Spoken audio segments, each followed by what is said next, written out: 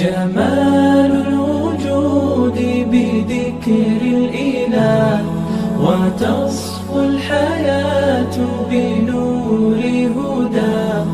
جمال الوجود بذكر الإله وتصفو الحياة بنور هداه. وتطلب نفس له طاعة ويبلغ سعد إلى منتهى. السلام عليكم ورحمة الله وبركاته.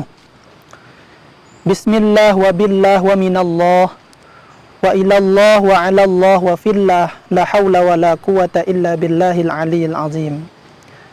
الحمد لله والصلاة والسلام على رسول الله سيدنا محمد ابن عبد الله وعلى آله وأصحابه ومواله.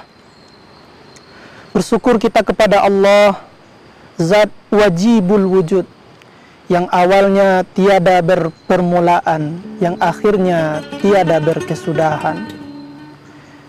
Dialah yang awal, dialah yang akhir, dialah yang zahir, dialah yang batin. Huwal awwal wal akhiru wal zahiru wal batin. Kenapa kita wajib bersyukur?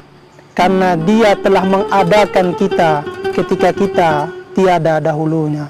Maka wajiblah kita bersyukur kepada yang ada sebelum kata ada itu ada. Berselawat kita kepada Rasulullah sallallahu alaihi wasallam dengan ucapan Allahumma salli ala Muhammad wa ala ali Muhammad, dengan harapan kita mendapat syafaat beliau di yaumil akhir nanti. Amin ya rabbal alamin. Suatu ketika saya pernah ditanya oleh seseorang, saya selalu melaksanakan sholat, tak pernah tinggal saya lakukan 5 waktu 1 hari 1 malam. Namun kenapa saya tetap melakukan perbuatan keji dan mungkar? Padahal Allah subhanahu wa ta'ala mengatakan di dalam Al-Quran, Inna salata tanha anil fahsya'i wal munkar.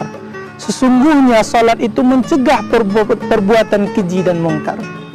Lalu kenapa perbuatan keji salat tak mencegah perbuatan keji pada diri saya? Maka saya menjawab, berarti ada yang salah dalam salat Anda.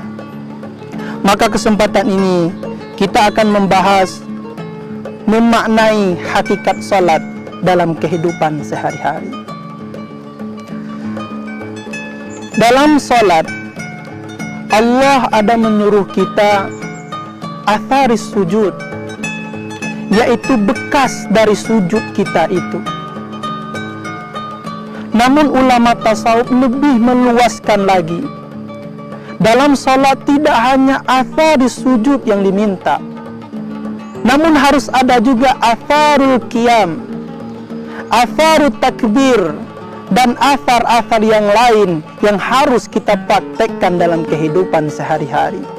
Ketika praktek, kita maknai gerakan salat dan rukun salat itu dalam kehidupan, barulah kita terbebas dari perbuatan keji dan mungkar.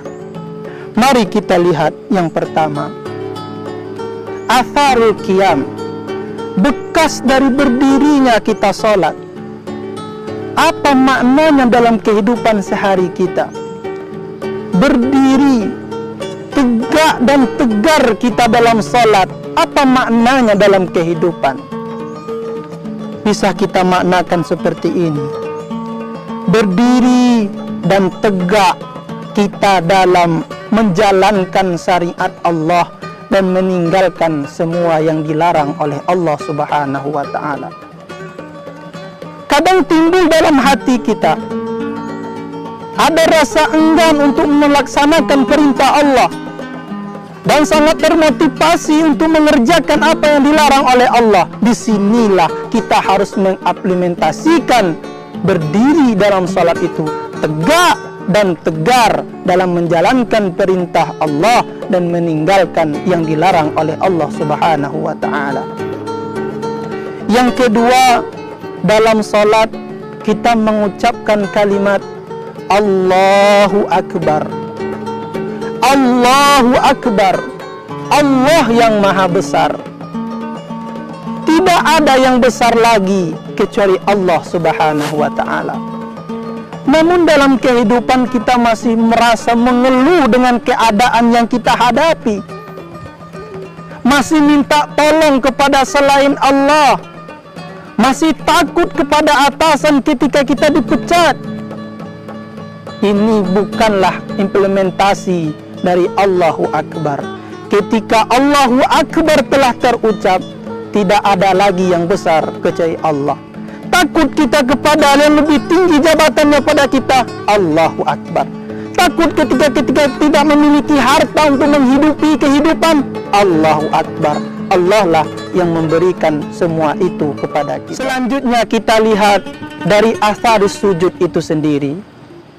Apa makna kehidupan yang terkandung dalam sujud kita dalam sholat kaum muslimin wal muslimat. Ketika sujud, sesuatu yang amat tinggi dalam diri kita. Kepala yang terletak di atas kita turunkan ke bawah.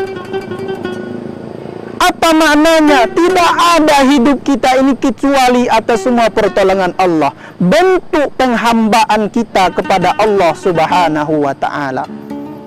Semua yang kita miliki, harta, anak, bahkan ilmu yang kita merasa memiliki, semua itu adalah milik Allah Subhanahu wa ta'ala. Wa ma utitum minal ilmi illa qalila. Pemirsa Suska TV yang dimuliakan Allah Subhanahu wa ta'ala. Terakhir dari gerakan salat dan rukun salat itu adalah salam kita, mengucapkan salam. Apa maknanya dari salam ini? Kita ucapkan Assalamualaikum warahmatullah ke kanan dan ke kiri.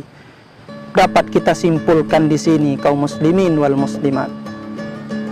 Ketika gerakan salat itu kita maknai dalam kehidupan, maka selamatlah hidup kita di dunia dan akhirat. Seperti doa yang selalu kita panjatkan, fid dunya hasanah wa fil akhirati hasanah. Kaum muslimin wal muslimat rahimakumullah.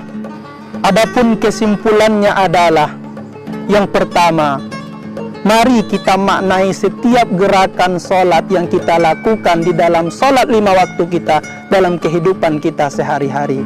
Yang kedua, mari kita perbaiki cara solat kita, bacaan solat kita, gerakan solat kita, supaya solat kita diterima oleh Allah dan dapat membuat hidup kita bahagia di dunia dan akhirat. Demikianlah yang dapat saya sampaikan. Mudah-mudahan bermanfaat bagi kita semua. In uridu ilal islah wa ma taufiqi illa billah. Summa assalamu alaikum warahmatullahi wabarakatuh.